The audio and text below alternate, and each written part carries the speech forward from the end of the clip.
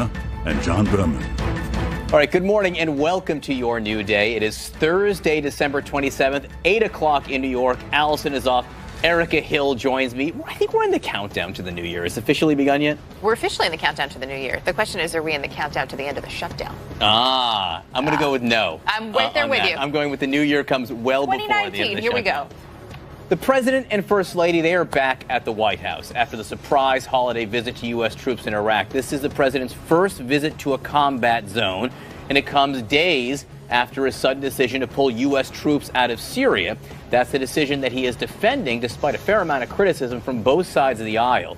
The president insists that the United States is no longer, quote, and this is what he said, the suckers of the world. The president's Iraq visit also turning political. President Trump went after Democrats in front of U.S. troops, blaming Democrats for the government shutdown, the same one he promised to own. The president gave no time frame to end the shutdown, saying he would do whatever it takes to get his border wall. Meantime, we are now in day 6 of that partial government shutdown. And while lawmakers are also back in Washington today, along with the president, there is no sign of a deal to come. Joining us now, White House correspondent for the New York Times, Maggie Haberman. Always good to have you with us. Maggie, as we look at this visit, I mean, when this came out, there was some speculation maybe on Thanksgiving it would happen. It didn't happen. So all of a sudden, as we started to see these rumblings yesterday, it was fascinating to know that the president was making this trip. Yeah, it's interesting. There was a lot of speculation that he did this basically while sitting watching television and said, fire up, Air Force One. That is not how it works. These trips take several weeks to plan. They had been working on this for some time. They clearly were aware of the criticism he was receiving. It is an important visit that he did this. He has been very heavily criticized for not doing such a visit. It is important to note when he did. It's also important to note that while he was there, he said a number of things to the troops that you are not used to seeing, one doesn't see, from a U.S. president. He used the same language that he uses at his political rallies. He told stories that inflated his own role in military spending and in pay raises, suggested that he had given the military members their first pay raise, I think, in a decade. That's not true. They've had received raises every year. He suggested it was much bigger than it was. And all of those things undercut him. But it is, at the end of the day, it is about the members of the military, and the troops who were there in Iraq clearly seemed happy to see him. Mm-hmm. You just summed up the entire visit, I think. Oh, sorry. I can go now. No, yeah, you're done. Thank you, Maggie Haber. No, but you're right. The troops, I think, welcome the visit of the commander-in-chief almost always, and it's good we hear from military leaders for the president to see U.S. troops in combat, to see what they go through. So, yes, if that's the low bar, the president met that, and it's terrific that he did it. But you also pointed out some of the controversy here. Just one thing I do want to clear up. You said about the planning of this, we believe, every reason to believe this was in the planning well before James Mattis, Secretary of Defense, announced his resignation. It was. I mean, there's no question that it was. Again, these trips do not. We had been hearing for a while that he was looking at doing this. Other people had been as well. I think that the impetus became stronger once James Mattis left, and once the president was making a declaration about troop withdrawal from Syria. I think the onus became, all the more on him to do something to show that he understood the sacrifice that American troops make, and that he did not look like he was being capricious. But it is certainly true that people tend to look at everything through the lens of him reacting. I don't think this was just him reacting. You can't pull off a trip like this in 2 days. It just doesn't work like that. All right, another point you were making, the president making up facts or lying, depending on how you want to say it, about military pay raises. Let's play that sound so people can see it. The biggest pay raises you've ever received. You haven't gotten one in more than 10 years. More than 10 years. And we got you a big one. I got you a big one. I got you a big one. They had plenty of people that came up. They said, we could make it smaller. We could make it 3%. We could make it 2%. We could make it 4%. I said, no. Make it 10%. Make it more than 10%. Because it's been a long time. It's been more than 10 years. I do not know in his head where he's getting that from, because he's getting it from his head. I don't think that there's. I mean, he just told this line about how it could have been 3%, it could have been 2%, but I said no. It actually was between 2 and 3%.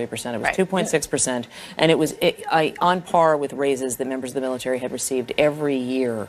That's it. Right. There's been a military pay raise every year, practically for nearly the past 30 years, and you can argue whether it's enough. I would say, I'd like to see them be much higher.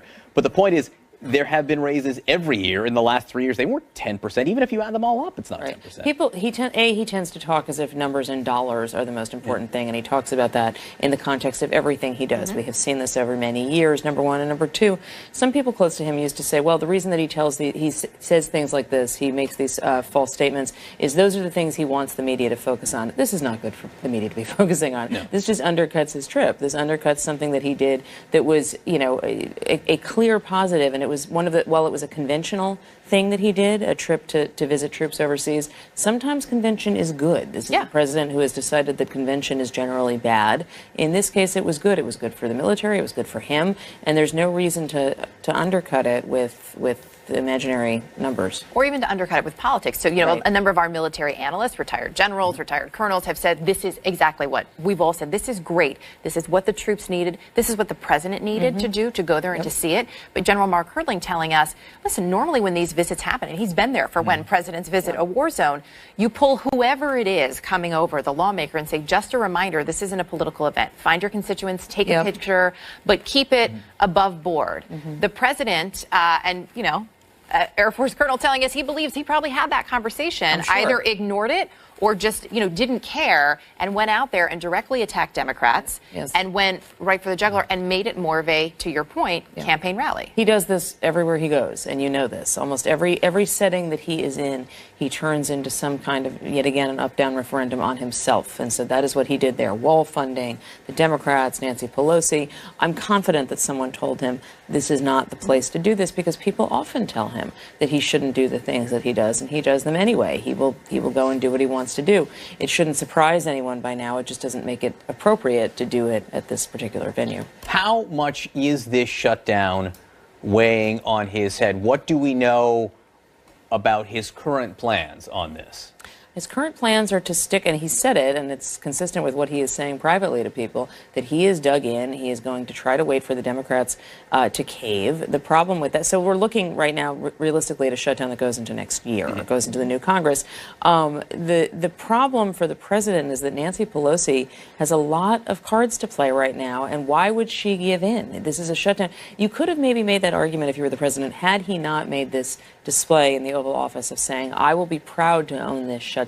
That video is what it is. And so if you are Nancy Pelosi and you are coming in with a new majority and members who are hungry not to give Trump any sense of a victory, I think unless the pressure feels, equally exerted for her and for her caucus and the president, then you will start to see some movement. But that's not where he is right now. I think there's something else fascinating, too, about that Oval Office meeting with the president and Chuck Schumer and Nancy Pelosi. And that is that, and this is a completely non-political statement, but Nancy Pelosi was the grown-up in that room with the other two men who were there. And she was very calm the entire time and very composed and tried to stay on message. And, the reporting is even asked them not to do it on camera. The president loves Nancy Pelosi as a foil because she's a great foil for Republicans. But I wonder if there's more to it, and if part of it doesn't come from that meeting as well. More to it, meaning that he took it personally and that because of the way she behaved? Or meaning that maybe the response that she got and the feedback on her in that Oval Office meeting, I wonder if that too, sort of just, I think it helps.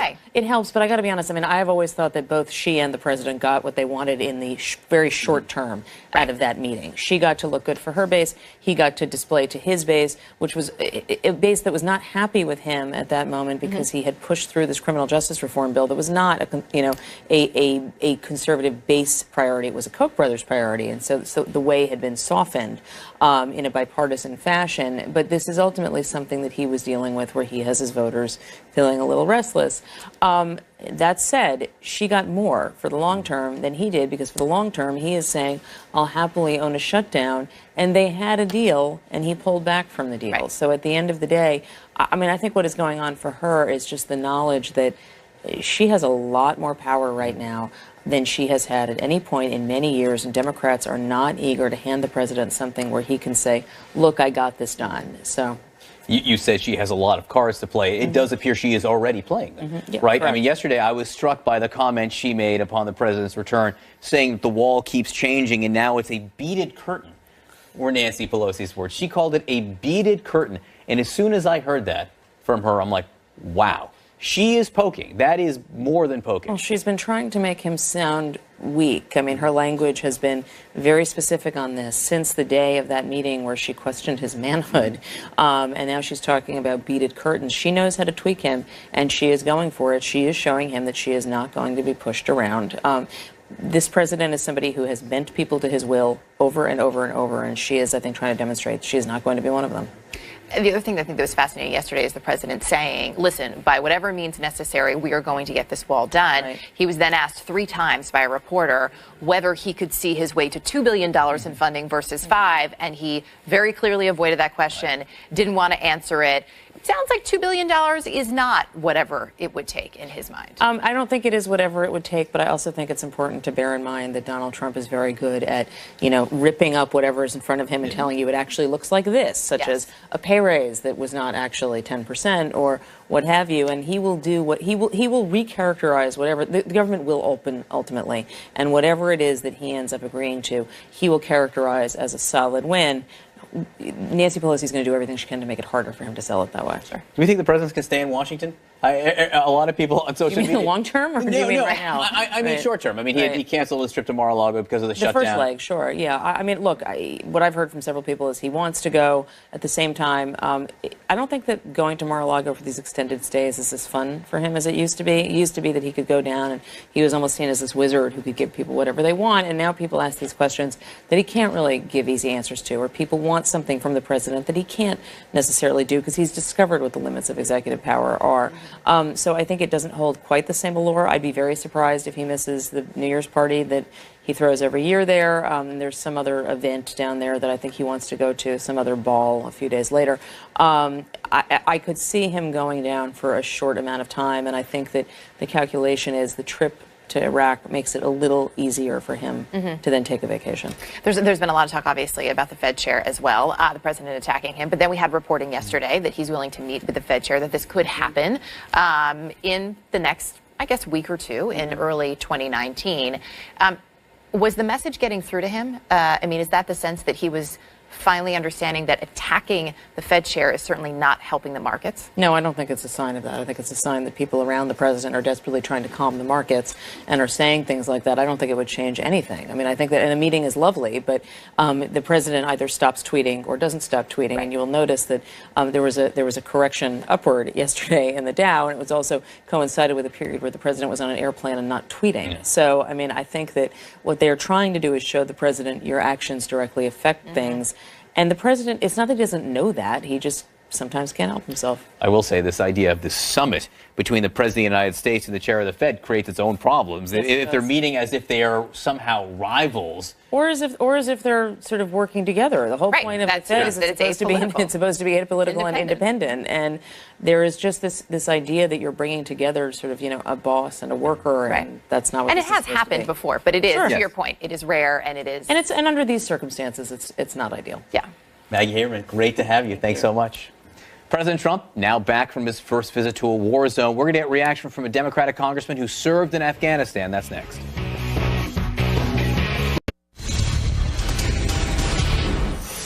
President Trump is back in the White House after his surprise visit to U.S. troops in Iraq. The president thanked the service members there for their service, but could not resist the urge to wade into politics, blaming Democrats for the government shutdown in front of U.S. troops.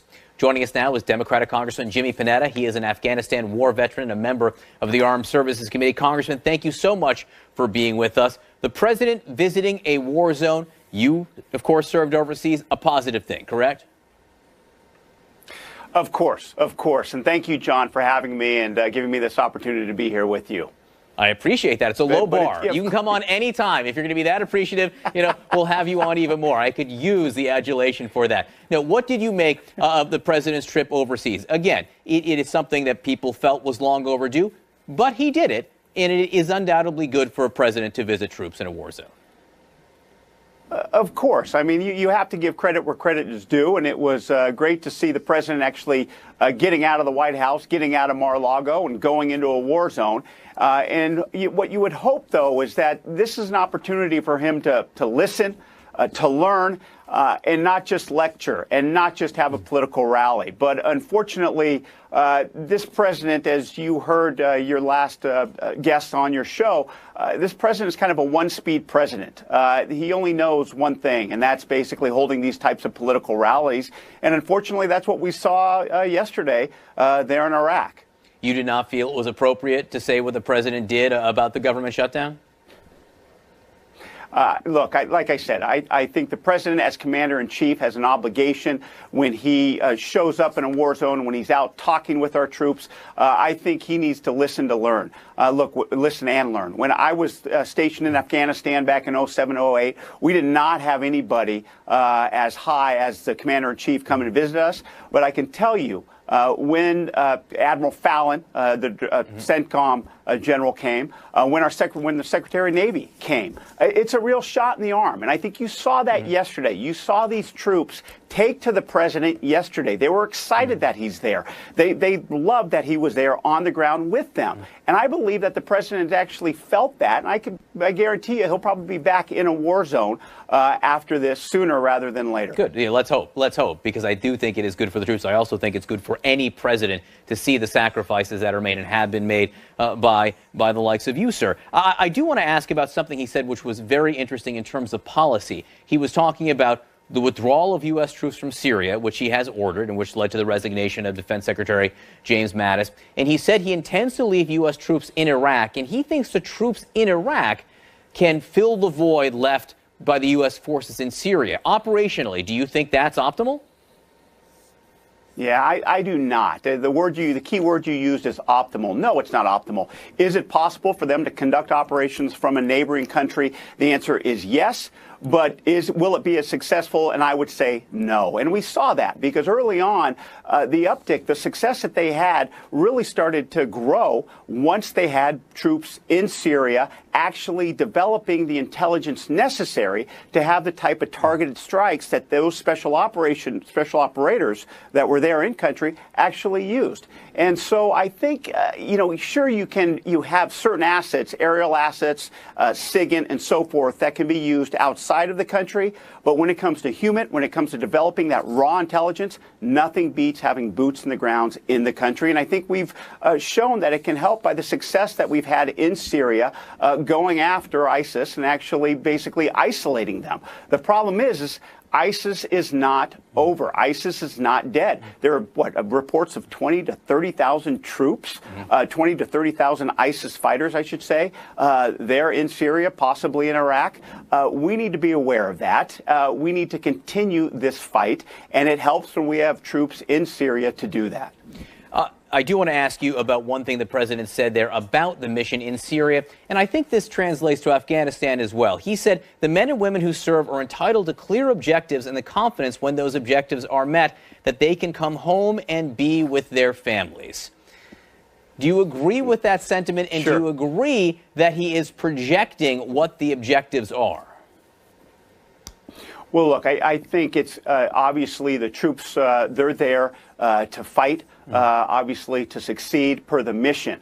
And obviously the mission for our troops in Syria was to defeat ISIS. But at the same time, it's also doing what John Bolton said, of ensuring that Iran does not become an everlasting presence there and pushing back on that. And that is something that we are basically abdicating when we're taking troops out of Syria to do that. Now, when it comes to Afghanistan, I think it's time that we have a strategy set out. I appreciate the conditions-based strategy, but what are those conditions? As a member of the House Armed Services, we've been waiting to hear that ever since that change in strategy was announced. What conditions are they looking for? Right. And we're still waiting to hear that. And if you're sitting there saying, oh, we're going to pull out 7,000, half of the troops that are there, what's the strategy? And that's what I would hope that this administration comes up to Capitol Hill, tells members of the House Armed Services like myself, but also tells the American public. For considering that it's been the longest war in our history, we deserve that. And I hope that this administration understands that, and I hope the president understands that in setting out a long-term strategy for Afghanistan, for Iraq as well. All right, Congressman, let's make a deal. Let's solve the government shutdown Let's do it, the two of us right now. I'm going to come to the table and I'm going to say, we'll accept, if I'm the White House, we'll accept $2 billion for border security, which might include some improvements to the fences and whatnot that are already there. Would you take that as a Democrat? Look, I think what it comes down to is that when you are talking about border security, inevitably you talk about comprehensive immigration reform.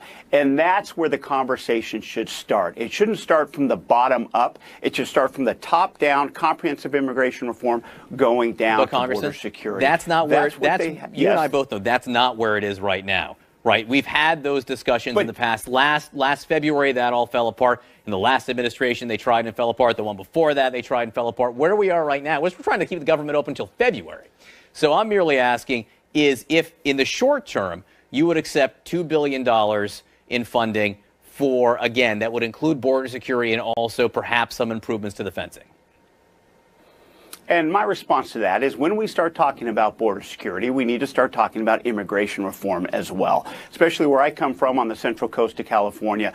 That type of immigration reform, saving our dreamers, making sure there is an earned pathway to citizenship is there. But let me tell you, we are concerned with border security as well. But they go hand in hand, and I can't stress that enough. And I believe that if the president came to the table and actually started talking about the elements of border security and not just talking about a cement wall, but actually talk about the technological aspects of it that are necessary for border security along our 2,000-mile southern border, then we can actually have a conversation. When he starts talking about an earned pathway to citizenship for people who deserve it, be it our dreamers, be it our TPS recipients, then we can actually have a real conversation with this administration about what type of comprehensive immigration reform, what type of border security we can get to. And then I think deals can be made. I realize that your pessimism when it comes to those types of discussions, but let me tell you, we have to be optimistic in this job, especially when it comes to immigration reform. I am an eternal optimist, but also a realist. Congressman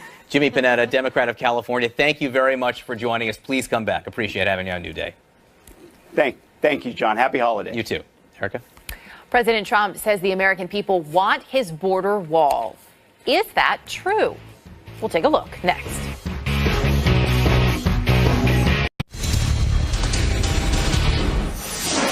President Trump showing no signs of backing down over funding for his border wall demand, insisting yesterday in Iraq the American people want it. Take a listen. Look, the American public is demanding a wall. Nancy is calling the shots, and they all know, look, politically speaking, I don't do it for politics. I'm doing nothing for politics. But politically speaking, people want border security. Joining us now to discuss, CNN political commentator Symone Sanders. She, of course, is the former press secretary for Bernie Sanders' 2016 campaign. Also, CNN political commentator Steve Cortez, the former head of President Trump's Hispanic Advisory Council. Great to have both of you with us this morning. The president saying people want border security. That is true. The American people do want border security. What they don't want, based on our most recent polling from just a couple of weeks ago, is they don't want the wall. In fact, 57% of Americans oppose building a wall along the entire border with Mexico. And that number actually increases if you ask how they feel about the wall if the U.S. pays, Steve. Well, Erica, as you know with polls, it depends very much how you word it, who you ask. But to me, the poll that is much more important is the 2016 election, where the wall was Donald Trump's signature issue. It was the foundational promise of his presidency, of his candidacy then, presidency now. And the people spoke overwhelmingly and gave the president a mandate to build the wall. So that's the poll I care most about, is the one from November of 2016. He could not have been clearer about that topic. That's people spoke resoundingly. That's what he wanted. He was also very clear that he said Mexico would pay for the wall. We know from Mexican presidents current and past, they will not pay for that wall. You can't do funny math and move money around in the government to get Mexico to pay for the wall. And the most recent polling, whether you like it or not, says we actually don't want the wall. I'm not surprised I'm not surprised that Mexico isn't offering to pay for the wall. Of course not. But Mexico, this is a president who delivers on his promises, whether it's tax cuts or moving the Israel to Jerusalem or the wall, and Mexico paying for it. He is going to figure out how Mexico pays for it. We are effectively fronting the cash. He's a developer. Look at it as a construction loan. Mexico, there are a lot of ways to do this. For example, tax remittances is to me, the easiest and simplest way to pay for the wall, and Mexico will. If I may, this is intellectually dishonest. What the president campaigned on, among other things, was in fact that Mexico would build the wall. It was such a popular phrase that folks would shout it back at his rallies. The president did not campaign on we would front the money for the wall, that Mexico would pay for it. That being said, not only does some of CNN's most recent polling say Americans overwhelmingly do not support the wall, there was a PBS NewsHour NPR poll that came out just a couple weeks ago that said over 57% of Americans did not support shutting down the government for a border wall. They wanted the president to compromise to avoid gridlock. And so what has happened here is we are now in a day 6 of a partial government shutdown. That means the Department of Homeland Security, the State Department, the Justice Department, the Agriculture Department, among other departments, are now shut down because the president threw a temper tantrum and would not compromise. This is not what the American people want. The poll that Steve referenced, I'd like to remind him that there was an election in 2018 where an overwhelming number of Republicans on the House side ran on immigration. It was their closing argument. It was the president's closing argument. And they resoundingly were rejected. The American people rebuffed that message. And so I'm really not sure how this is a sound strategy. This is how they lost the House. This is how they lost a record number of governor seats, gubernatorial seats, state legislatures. And come January 3rd, Democrats are going to put a bill on the floor to reopen the government. And I would just hope that the president compromises and does what's best for all of Americans, not just his very small base. Simone, if we want to talk polls, I think perhaps the most important poll of all is of the Customs and Border Protection officers, the actual frontline cops for America who are guarding our border. Their union officially wants a wall, has endorsed it. Their head has argued for it on this network and others vociferously. And in a poll of their members, 89% of them, of the officers, again, who are on the front lines doing this hard job of guarding our border, 89% say they want a wall. But what do you say? And that it will help them let do me their job point out to you more something else. No, I was going to say, let me point out something else that they say they need. And this is coming directly from the Commissioner of Customs and Border Protection, saying just yesterday, I have explained to Congress they are not set up for these groups of people who are crossing into the U.S. The facilities were built 30 to 40 years ago for single adult males. We need a different approach. We need help from Congress. And here's what he's asking for. We need to budget for medical care and mental health care for the children in our facilities. Steve, how much is that a focus for President Trump? Because that's needed too, and that's coming from the head of the CBP. Right. Oh, listen, I think clearly we have an antiquated system in many ways in terms of facilities, but I would say even more so in terms of laws. Unfortunately, we have asylum laws which are being ridiculously abused and gamed because people come to our country, and we know this factually, the vast majority of them are not legitimate asylum candidates. They are economic migrants. If they wanted asylum, they would take it in Mexico where it was offered to them and work status. Very generous offers in Mexico. The fact that they crossed that massive country of Mexico to come to our border instead and then claim asylum, and only 10% of them from those Central American countries, historically, only 10% of them are viewed legitimate asylum seekers. The fact that they do that, but they do it knowing that our asylum laws guarantee that once they reach our soil, even though they crossed illegally, they can stay.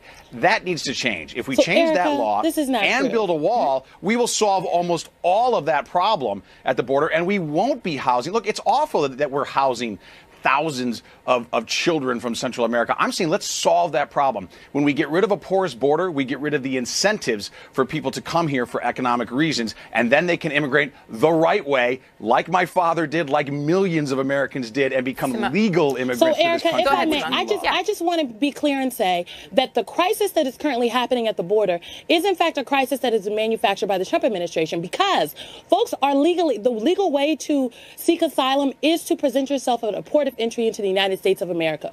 What has been happening over the last couple months is the Trump administration has been declining to process these folks. We are now housing folks in warehousing immigrants, migrants who are seeking asylum, and those claims are in fact not being processed. People are being deported. It's just a mess, is what you can see on the border currently right now. And so what we have is a breakdown, yes, in our immigration policy, but the Trump administration isn't even doing their part. And so it's not as though we have open borders in this country. If anybody has ever been to the border, there's a lot happening down there. There's a increased there's an increased law enforcement presence on the border. A wall is not going to solve our issues. What will solve our issues is fixing our broken immigration policy, which needs to happen. But what's happening on the border is, in fact, a crisis manufactured by the Trump administration. Let's not forget, not a couple weeks ago, the Trump administration shut down one of the most busiest ports of entry from between Mexico and the United States. They shut the border down because folks were coming to the port of entry to claim asylum. Like, what is happening here? Let's be honest. All right, we have 1 minute left, so you each get Simone, let's be honest, you they're each not get 20 seconds. Steve, you don't know because they're not being processed, Steve. That is ludicrous for you to suggest that these are not legitimate they would take asylum in Mexico. That is not how you claim running asylum. For their lives, oh my goodness! When they reach the stability we're going to stop Mexico, right here because I'm going to give you both the chance. Just give me your best guess. When does the shutdown end? How does this get resolved? You each have 20 seconds. Simone, ladies first. The shutdown ends when Democrats are in charge of the United States House of Representatives. They put a bill on the floor, and then the ball is then again in the president's court. And if he decides to veto it, I am pretty sure that Congress will override that veto because we need to get the government back open. This is a temper tantrum manufactured by the president. All right, Come Steve. on. I think a legitimate compromise is $5 billion for the wall for permanent DACA protection. Both sides give. Neither side loves that trade, but that's the essence. That's the definition of a compromise, and it makes sense. Steve, Simone, appreciate you both compromising on the timing that we had left there. Thank you both. Thank you. That might be the only compromise you get. Yes, indeed. All right. Trading resumes on Wall Street in less than an hour, but it looks like any wild day ahead after. It looks like it will be a wild day ahead after yesterday's historic rebound. Christine Romans tells us why next. But first, the new CNN film Love, Gilda takes a look at the incredible life of the comedy legend Gilda Radner. It airs New Year's Day at 9 p.m. right here on CNN. But this morning, you get a sneak peek. Hi, I'm Gilda Radner. And, okay, now. People want to know what made you funny. From the time I was a kid, I loved to pretend. She was the very first performer chosen for the cast of Saturday Night Live. There, Rosanna dance. They just loved her. I basically stole all of my characters from Gilda. I can do almost anything if people are laughing. Boom, ba, ba, boom. Gilda was just not quite herself. One morning, she just said, I don't know what's wrong with me. The comedian gets the most unfunny thing in the world. So? She felt that she could be of help, and that's exactly what she did. How often do we get to know exactly how brave we are? I always felt that my comedy was just to make things be all right.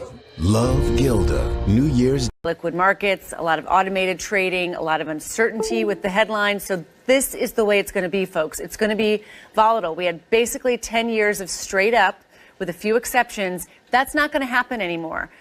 It's not. This is a mature bull market that may be a bear market. We're very, very close here. The NASDAQ actually did fall into a bear market, but then popped out of it yesterday. Look at what happened yesterday. These numbers on the Dow. The Dow up 1,000 points. You have never seen that before. We've never seen the Dow add 1,000 points in a single day. That's about 5%. We have seen that before, lots and lots of times. Still, when you look at those percentage numbers, it was the biggest one-day percentage gain since March 2009. Recall, if you will, what we were doing in March 2009. The economy was falling apart, and that was the beginning of kind of a violent bounce back. What you're seeing here are oversold sell-offs, where they just sell way too hard, too long, and they're basically too pessimistic about what's going to happen in the economy next year, and then these false rebounds. That's what it looks like, the volatility at the end of a bull market. Now, yesterday we heard from Kevin Hassett, who's the president's chief, the Council of Economic Advisors, the chairman of the Council of Economic Advisors, and he really struck, I think, just the right tone. This is what he said about the Fed chief. You made it very clear that Secretary Mnuchin's job is safe. Is the Fed chairman's job safe? Yes, of course, 100%. Yes. 100%. Fed chairman's job is not in jeopardy by this president. Absolutely. That's correct. And that was just a critical little snippet that really helped. And then he said this about the economy. All the anecdotal information we're getting is that the fundamentals remain extremely sound, that Christmas sales are through the roof. GDP in the fourth quarter is looking like it's going to be very close to, if not above 3 again. And so I think that the momentum that we saw this year is carrying forward to next year.